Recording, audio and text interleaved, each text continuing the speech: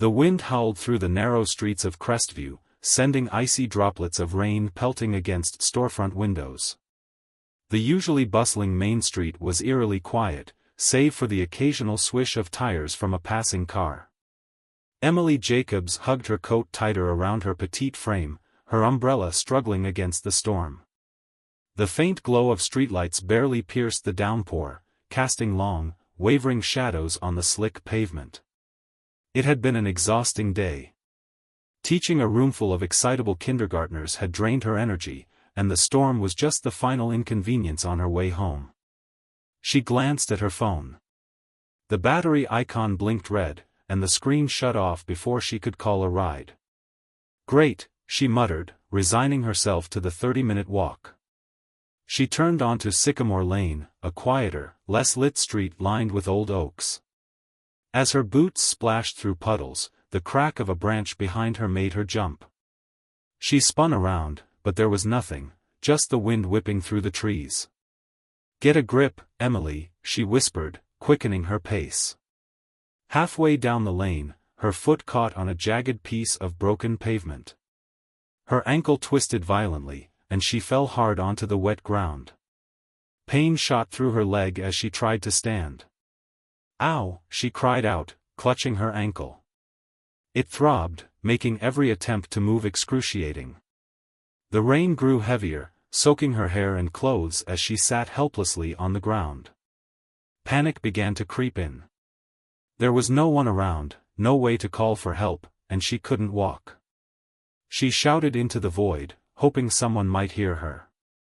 "Hello? Anyone?" Her voice was swallowed by the storm. For a moment, she thought she might have to crawl her way home. Then, she heard it, the crunch of footsteps on the gravel path behind her. She turned her head sharply, squinting through the rain. A shadowy figure emerged from the darkness, tall and broad-shouldered, with a hood pulled low over his face. "Are you okay?" The man's voice was deep, calm, and surprisingly gentle. Emily's heart raced. She wanted to scream, to tell him to stay back, but she was too stunned to speak. He crouched down beside her, inspecting her ankle with practiced ease. "You're hurt. You can't stay here." Before she could protest, he slipped an arm under her knees and another behind her back. In one swift motion, he lifted her into his arms as if she weighed nothing. "Wait, what are you doing?" Emily finally managed to say, her voice trembling. "Who are you?" "You can't walk, and the storm's getting worse," he replied, his tone matter-of-fact. He didn't answer her second question. Instead, he began walking briskly toward the far end of the street, where a dim light glowed in the distance. Emily's mind raced. She'd always been cautious around strangers, drilled into her since childhood. But something about his calm demeanor and the urgency in his movements made her hesitate to fight back. "Where are you taking me?" she asked, her voice barely audible over the rain. "Somewhere safe," he said, glancing down at her. His face was partially obscured by the shadow of his hood, but she caught a glimpse of sharp features and piercing gray eyes. The world around them blurred as the rain pelted down harder, but Emily's mind focused on a single, chilling thought: was she being rescued or kidnapped? The man carried her up a winding hill, his boots crunching against the gravel path. The dim light she'd seen earlier grew brighter as they approached an old, weather-beaten house perched at the edge of the woods. The windows glowed faintly from within, and smoke curled from the chimney into the stormy sky. The sight of the house did little to calm her nerves. It looked like something out of a ghost story. He kicked open the gate and carried her to the porch. Balancing her weight effortlessly, he opened the door and stepped inside. The interior was surprisingly warm, a stark contrast to its grim exterior. A fire crackled in the hearth, casting flickering shadows across the room. The smell of damp wood and something metallic lingered in the air. He set her down gently on a worn leather couch, propping her injured leg on a cushion. "Stay here. I'll get something for your ankle," he said, disappearing into another room. Emily took the moment to survey her surroundings. The walls were lined with shelves filled with books, strange trinkets, and maps. She leaned forward, wincing as pain shot through her leg. On a nearby table, a pile of papers caught her eye. Among them were photos of Crestview's landmarks, the school, the library, the town hall. Her stomach twisted. Why would someone have these? And who exactly was this man? He returned moments later with a first aid kit, a towel, and a steaming mug. Kneeling beside her, he carefully dried her face and arms before examining her ankle. "It's sprained, but not broken," he said, wrapping it tightly with practiced hands. Emily stared at him, her fear slowly giving way to curiosity. "You still haven't told me who you are. Why do you have photos of my town?" He paused, his hands stilling for a moment before resuming. "Because someone in your town isn't who they seem. And I think you're in danger." Her breath caught. "Danger from who? Why me?" He didn't answer immediately, his gaze distant. Finally, he said, "I'll explain everything. But first, you need to trust me." Trust. The word hung in the air like a challenge. Emily wasn't sure what to believe, but one thing was clear, her life had just veered into the unknown. The fire's warm glow flickered across Emily's face as she sat on the couch, trying to process the stranger's cryptic words.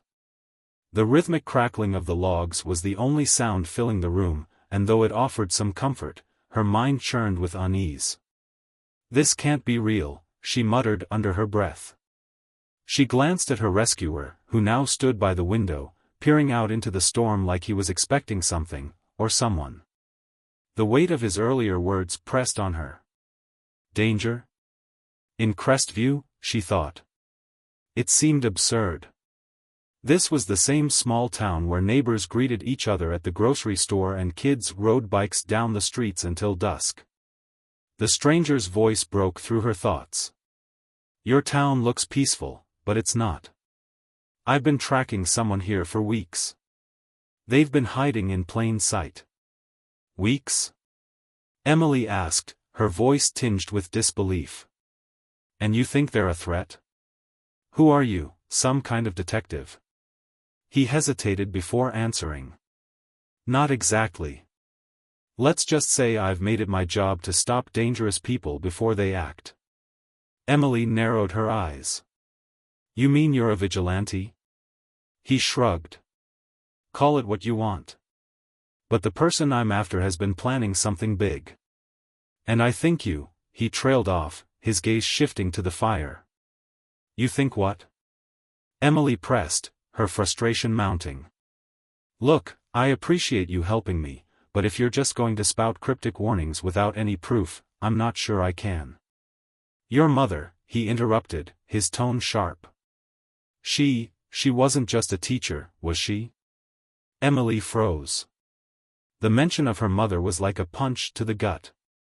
It had been 3 years since her mother's death, a loss that still felt raw. "What are you talking about?" she demanded, her voice trembling. The stranger finally turned to face her, his expression somber. "She knew something. Something that got her killed. And now, they're after you." Emily's head spun. "My mother," she struggled to find the words. "You're saying she was murdered? That can't be true." "I'm sorry," he said softly. "But it is. And if we don't act fast, you could be next." Emily's hands clenched into fists. Fear, anger, and confusion swirled within her. She wanted to scream, to demand answers, but all she could do was sit there, staring at the stranger who had turned her world upside down in a matter of minutes. "Start talking," she said finally, her voice steady despite the chaos in her mind. "Everything. Now." The stranger nodded, pulling a chair close to the fire. "All right," he said. "But you'd better be ready. This story doesn't have a happy beginning." The flames in the fireplace danced wildly as Emily leaned forward, her injured ankle forgotten for the moment. The stranger settled into the chair, his shadow stretching ominously against the wall. His face remained partially obscured by the hood, but his gray eyes gleamed with a mixture of resolve and regret. "Your mother was involved in something much bigger than you ever realized," he began, his voice low. "She wasn't just a teacher, she was working undercover." Emily blinked in disbelief. "Undercover? Are you saying my mom was a spy?" Her tone was incredulous, the idea absurd against the image of the warm, loving woman who had spent her days reading bedtime stories and baking cookies. "Not exactly a spy," he clarified. "She was part of a covert group that operated under the radar, monitoring potential threats in small communities like Crestview. A lot of dangerous activity hides in plain sight, smaller towns are often overlooked by authorities." Emily's heart pounded as she tried to process the revelation. "Why didn't she tell me?" "Why wouldn't she?" "Because it was safer for you not to know," he interrupted. "And because she thought she'd taken care of the threat before it could reach you." A lump formed in Emily's throat. Memories of her mother's late-night phone calls and unexplained absences now took on a sinister context. "What kind of threat are we talking about?" The stranger leaned forward, his expression grave. The group she was monitoring wasn't just petty criminals or local troublemakers. They were planning something catastrophic, an attack that would have sent shockwaves through the country. "Your mother found out, but before she could stop them completely," his voice trailed off, leaving the implication hanging heavy in the air. "She died," Emily whispered, the words catching in her throat. He nodded solemnly. "Her death wasn't an accident. It was a warning. A message to anyone who might try to interfere." Emily's vision blurred with unshed tears. The idea of her mother being murdered, targeted for her bravery, was almost too much to bear. "And now they're coming for me?" she asked, her voice shaking. "I believe so," the stranger said. "Your mother left behind evidence. Something that could expose the group and bring their entire operation down. They think you have it." Emily shook her head vehemently. "I don't have anything. I didn't even know she was involved in this." "They don't know that," he said grimly. "And they won't take any chances." The room fell silent except for the crackling of the fire. Emily's mind raced, 1,000 questions swirling. But one stood out. "Why are you helping me? Who are you, really?" He hesitated, his fingers drumming lightly against the armrest. "My name is Alex," he said finally. "I used to work with your mother. When she died, I made a promise, to find the people responsible and protect you." Emily stared at him, searching for any sign of deceit. His voice carried a weight of sincerity, but she couldn't shake her doubts. "You said earlier that someone in Crestview isn't who they seem. Do you know who it is?" Alex nodded. "I have a strong suspicion, but I need more proof. They've been careful, keeping their activities hidden. But tonight, when I found you, it wasn't a coincidence." Her stomach clenched. "What do you mean?" "I wasn't out there by accident," he admitted. "I was following someone. Someone who left your school just before you did." Emily's eyes widened. "The school? You think the threat is connected to my job?" "It's possible," Alex said. "Your mother's investigation centered on a group with connections to various institutions, schools, hospitals, local government. Anywhere they could blend in unnoticed." The implications sent a shiver down Emily's spine. Could someone she worked with, a colleague or even a friend, be part of this shadowy group? The thought was chilling. Alex stood abruptly, pacing the room. "We don't have much time. If they realize you're under my protection, they might escalate their plans. We need to find whatever evidence your mother left behind and expose them before it's too late." Emily felt a surge of determination amidst her fear. "How? Where do we even start?" Alex paused, his gaze fixed on her. "Did your mother ever leave you anything, a letter, a key, a box? Something that seemed out of the ordinary? Emily racked her brain, sifting through memories of her mother's belongings. Suddenly, a thought struck her. Her locket, she said, her voice barely above a whisper. She always wore it, but after she died, I found it in a box of her things. I thought it was strange, but I didn't think much of it at the time. Alex's eyes lit up with urgency. Where is it now? At my apartment, Emily said. In a drawer. He nodded. We need to get it. It might hold the key to everything. The journey to Emily's apartment was fraught with tension. Alex insisted on taking back streets and avoiding main roads, his demeanor hyper-alert. The rain had eased to a drizzle, but the oppressive weight of the storm lingered in the air. When they arrived, Alex scanned the area for any signs of danger before ushering Emily inside. Her apartment was small but cozy, filled with the comforting clutter of books, photographs, and keepsakes. Emily limped to the bedroom, retrieving the locket from a drawer in her nightstand. Here, she said, handing it to Alex. He examined the delicate gold pendant closely, his brow furrowing. This isn't just a locket, he said, his voice filled with awe. It's a cipher device. A what? Emily asked, peering over his shoulder. A tool used to encode or decode information, Alex explained. He pressed a small, nearly invisible button on the side of the locket, and the back panel popped open, revealing a series of intricate symbols etched onto a tiny disc. Emily's breath caught. What does it mean? Alex's expression darkened. It's a map.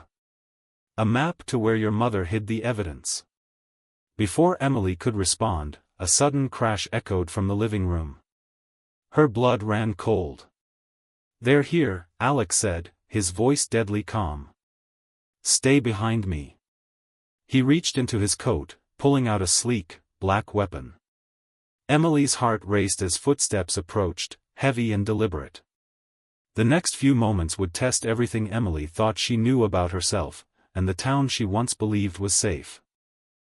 Emily's heart thundered as the sound of approaching footsteps grew louder. Her apartment, once a sanctuary, now felt like a trap. Alex motioned for her to stay put, his gun steady in his hands as he positioned himself near the door. Don't make a sound, he whispered, his voice barely audible. Emily clutched the locket tightly, her palms sweating. Every creak of the floorboards outside the door made her stomach churn. Finally, the footsteps stopped. The silence was deafening. Bam! The door burst open, splintering against the wall. A masked figure stormed in, followed closely by another. Both were clad in dark tactical gear, their movements deliberate and coordinated. Down! Alex shouted, shoving the coffee table over as a makeshift barricade. He fired a warning shot, the sharp crack reverberating through the apartment. Emily ducked behind the couch, her hands trembling. The intruders returned fire, their bullets ripping through the furniture and shattering picture frames on the walls.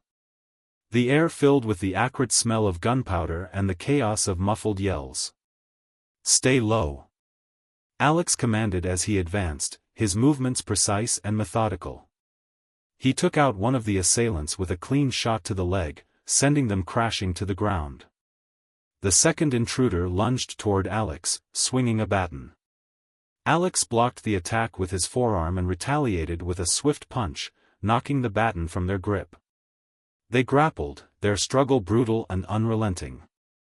Emily's eyes darted around the room, searching for anything she could use to help. Her gaze landed on a heavy lamp. Summoning her courage, she grabbed it and crept toward the brawl. Just as the attacker gained the upper hand, pinning Alex to the ground, Emily swung the lamp with all her strength. It connected with a sickening thud, and the intruder collapsed, unconscious. Alex scrambled to his feet, breathing heavily. Good timing, he said, offering her a quick nod of appreciation. Emily's relief was short-lived. The injured intruder on the floor was fumbling for something in his jacket. Alex noticed it too late. The man pulled out a small device and pressed a button. A deafening explosion rocked the apartment as a flash grenade went off. The room was bathed in blinding white light, and Emily's ears rang as she was thrown to the ground. When the world came back into focus, the intruders were gone. Aftermath of the attack. Emily sat on the edge of the couch, her hands shaking as she tried to process what had just happened. The once cozy apartment was now a war zone, shattered glass, overturned furniture, and bullet holes everywhere. Alex paced the room, visibly agitated. They're not just watching anymore. They're making moves. We need to act fast. What do they want? Emily asked, her voice hoarse. Why go through all this? Alex picked up the locket from where it had fallen during the chaos. This, he said, holding it up. They know what it leads to. They want to destroy the evidence before we can use it. Emily's mind reeled. You said it's a map. A map to what? To your mother's safe house, Alex explained. It's where she stored everything, documents, recordings, the proof she gathered on their operation. Where is it? Emily asked, desperation creeping into her voice. Alex studied the locket's intricate symbols again, piecing together the cipher. It's in the old chapel on the outskirts of Crestview. We need to get there now, before they do. Emily nodded, determination hardening her features. Then let's go. The race to the safe house. The rain had started again as Alex and Emily sped down the dark, winding roads leading to the chapel. The storm's intensity matched the urgency in the car. What happens if we don't make it in time? Emily asked, clutching the locket like a talisman. They'll erase every trace of your mother's work, Alex said grimly. And without that evidence, we'll have no way to stop them. The chapel came into view, its spire barely visible against the stormy sky. Alex parked a short distance away, cutting the engine to avoid drawing attention. Stay close, he said as they exited the car. The chapel's wooden doors creaked ominously as they pushed them open. Inside, the air was cold and musty, filled with the scent of damp wood and mildew. Rows of pews stretched toward an altar illuminated by flickering candlelight. It's under the floorboards, Alex whispered, guiding Emily to a section near the altar. He pried up a loose board, revealing a hidden compartment. Inside was a weathered leather briefcase. This is it, Alex said, pulling it out. His relief was palpable. But their victory was short-lived. The sound of boots on stone echoed through the chapel. They weren't alone. Get down! Alex shouted, dragging Emily behind the altar as a volley of gunfire erupted. The attackers fanned out, their movements coordinated. Alex returned fire, his aim steady despite the chaos. Emily clutched the briefcase, her heart hammering in her chest. Amid the gunfire, a new voice rang out, cold and commanding. Give it up, Alex. You can't win this. Emily peeked out from behind the altar and froze. The speaker stepped into the light, their face familiar. It was Mr. Lawson, the friendly principal of Crestview Elementary. Lawson? Emily whispered, her voice tinged with betrayal. Alex cursed under his breath. I had a feeling it was him. Lawson smirked, his gun trained on the altar. You should have stayed out of this, Emily. Your mother's secrets died with her. It's better that way. Emily's anger flared. She died because of you. Because she was brave enough to stand up to you. Lawson's smirk faded. She was a fool. And now you're following in her footsteps. As Lawson raised his weapon, Alex acted. He grabbed a nearby candle holder and hurled it toward the group, creating a brief distraction. Run, Emily, he shouted. Clutching the briefcase, Emily sprinted toward a side exit. Alex covered her, his shots precise and relentless. She burst into the stormy night, her lungs burning and her mind racing. Behind her, the sounds of the battle faded as she disappeared into the darkness. The turning point. Emily didn't stop running until she reached the safety of a nearby forest. She collapsed against a tree, clutching the briefcase to her chest. Alex's last words echoed in her mind, "Run, Emily." Tears streamed down her face as she realized the gravity of what had just happened. Her mother's legacy, the truth about Crestview, and Alex's fate all rested in her hands. She opened the briefcase with trembling fingers. Inside were folders filled with documents, photographs, and USB drives. It was everything they needed to expose Lawson and his operation. Emily wiped her tears, a new resolve hardening in her chest. She couldn't let her mother's sacrifice, or Alex's, be in vain. Emily leaned against the tree, her breath coming in short, sharp gasps. The storm raged around her, but her mind was sharper than it had ever been. The briefcase in her hands felt heavier with every passing second, the weight of its contents representing not just her mother's life work but the fate of Crestview. Surviving the escape. Emily trudged through the forest, the briefcase clutched tightly to her chest. Her shoes squelched in the mud, and every step sent a jolt of pain through her sprained ankle. Still, she pressed on, spurred by the urgency of Alex's sacrifice. She remembered his instructions to avoid main roads. Crestview's officials, corrupt and complicit in the conspiracy Lawson led, could have eyes everywhere. Instead, she stuck to the backwoods trails her mother had shown her as a child. The faint outline of her late mother's cabin loomed in the distance, nestled within the thick undergrowth. The place had been abandoned for years, but Emily hoped it would still provide a safe haven. The cabin's door creaked as she pushed it open. Dust motes floated in the beam of her flashlight as she stepped inside. The furniture was covered in white sheets, and the air smelled faintly of mildew, but it felt like sanctuary. Emily bolted the door behind her and began inspecting the briefcase. Unlocking the secrets. Inside the case, Emily found meticulously organized folders labeled with cryptic titles: Project Sentry, Offshore Accounts, and Crestview Operation. Alongside them were USB drives, a diary with her mother's handwriting, and photographs of Crestview officials, including Lawson, meeting in clandestine locations. Her hands shook as she flipped through the diary. Her mother's entries painted a picture of a courageous woman fighting a losing battle. March 3rd, I've uncovered financial ties between Lawson and the private security firm. They're planning to divert funds meant for school programs into their covert operations. I must act, but who can I trust? Emily's eyes welled up. Her mother had always seemed like a simple teacher, dedicated to her students and her community. Now Emily realized how little she truly knew about the woman who had raised her. One entry stood out, dated just 2 days before her mother's death. If you're reading this, it means I couldn't stop them. Emily, if you found this diary, it's up to you now. Go to the press. Expose the truth. Trust no one, not even those you think are allies. Stay strong, my love. The fallout begins. Emily spent the next hour piecing together the evidence. Her mother had uncovered a web of corruption involving Crestview's most trusted leaders. The conspiracy reached beyond the town, implicating powerful figures in state politics and private corporations. The school funding scandal was just the tip of the iceberg.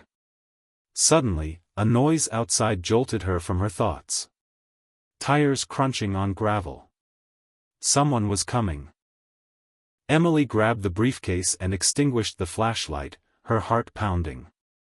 She peeked through the curtains and saw a black SUV idling just beyond the cabin. 2 figures emerged, their silhouettes illuminated by the headlights. One of them was Lawson. Panic surged through her veins. How had they found her so quickly? She thought back to Alex's final moments in the chapel. Had he been captured, or worse, betrayed her? She had no time to dwell on the possibility. Emily slipped out the back window, careful not to make a sound, and darted into the forest.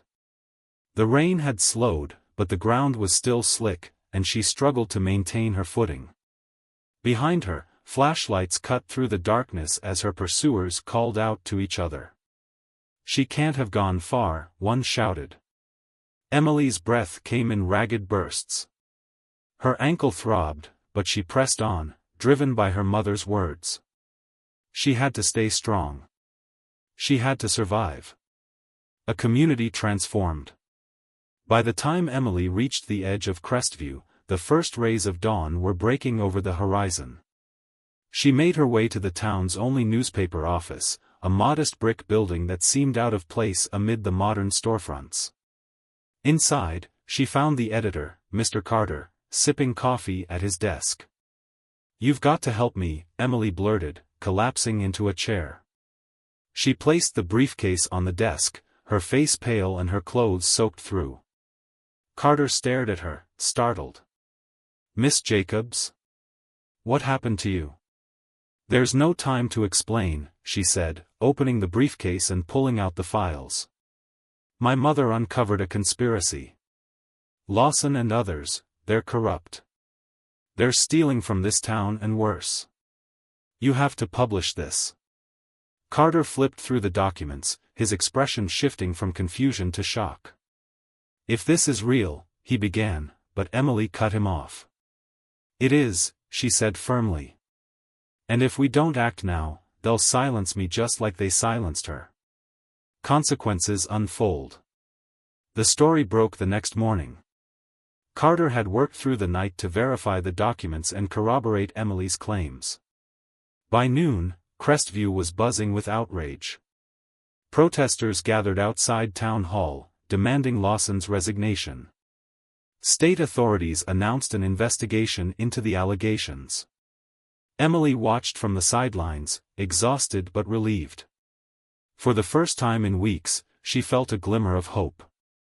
Lawson was arrested later that evening. As police led him away in handcuffs, he sneered at the cameras. "This isn't over," he snarled, his voice dripping with malice. Emily shivered, knowing he meant every word. Reflection and resolve. In the weeks that followed, Crestview began to heal. The stolen funds were recovered, and the town implemented stricter oversight measures. Emily became a local hero, though she insisted her mother was the true champion. One night, as she sat in her mother's old rocking chair, she opened the locket Alex had given her. Inside was a tiny photograph of her and her mother, taken years ago. Tucked behind it was a note in Alex's handwriting: "Stay strong. You're not alone." Emily smiled through her tears. She didn't know where Alex was or if she'd ever see him again, but she felt his presence in her resolve to continue her mother's fight for justice. A question for the viewers: if you were in Emily's shoes, would you have the courage to stand up to such powerful forces? Share your thoughts in the comments below. The storm that had once raged over Crestview was now a distant memory. Sunlight streamed through Emily's apartment window as she sat at her desk, sifting through a small collection of keepsakes, her mother's diary, the locket from Alex, and a newspaper clipping with the headline, "Crestview's Corruption Exposed, Town Rebuilds After Scandal." It had been 3 months since the events that upended her life, but the memories lingered as if they had unfolded yesterday. Emily's journey of growth. The Emily Jacobs who once walked the quiet streets of Crestview, content with her routine life, had evolved. She had become someone who not only uncovered the truth but was also brave enough to share it, no matter the risk. Her days were now filled with interviews, community meetings, and efforts to rebuild trust among the townspeople. The hardest part was still learning to live without Alex. She had no word of his whereabouts since their fateful night at the chapel. But his sacrifice and unwavering belief in her strength continued to guide her actions. "You're not alone," she whispered to herself, holding the locket tightly. Those words were etched in her soul. The community transformed. Crestview, too, had changed in profound ways. Where there was once complacency and trust in figures of authority, there was now vigilance and accountability. The school board had been restructured, with new members elected by the community. Town meetings, once sparsely attended, were now standing room only. But the most striking change was in the people themselves. A shared sense of purpose united them in ways Emily hadn't seen before. Neighbors who barely spoke now organized fundraisers to repair the damage caused by Lawson's embezzlement. The youth of Crestview, inspired by Emily's bravery, took up causes to improve their schools, parks, and public spaces. Despite these victories, whispers of Lawson's ominous parting words still lingered in the air: "This isn't over." It was a reminder that while they had won a battle, the war for justice was ongoing. A surprise ally. One crisp autumn afternoon, Emily received an envelope with no return address. Inside was a single photograph: Alex, standing in what appeared to be a busy marketplace, smiling faintly at the camera. Scribbled on the back were the words, "Keep fighting. Always watching." Her heart leapt. Though she had no way of contacting him, the photograph felt like a lifeline, proof that he was alive and perhaps working from the shadows to ensure Crestview remained safe. For the first time in weeks, Emily allowed herself to hope. Emily's reflection. Later that night, Emily attended a community vigil for her mother. The candlelight illuminated the faces of her neighbors, each one a testament to her mother's legacy. As she stepped to the microphone, her voice trembled, but her resolve was clear. "My mother believed that one person could make a difference," she began. "And she was right. But what I've learned is that lasting change takes all of us. It takes courage, persistence, and, most importantly, community." Her words were met with applause, but it was the warmth in the eyes of those around her that truly moved her. She had found a family in this town, one bound not by blood but by shared resilience. A final question. As the vigil concluded, Emily looked out over the crowd, a bittersweet smile on her face. In the weeks to come, she knew she would face new challenges, both personal and collective. But she was no longer afraid. Her story wasn't just about uncovering corruption or surviving danger, it was about finding purpose and learning the power of unity. For her final message of the night, she posed a question to the community and herself: "When faced with the choice to stand up or stay silent, what will you do?"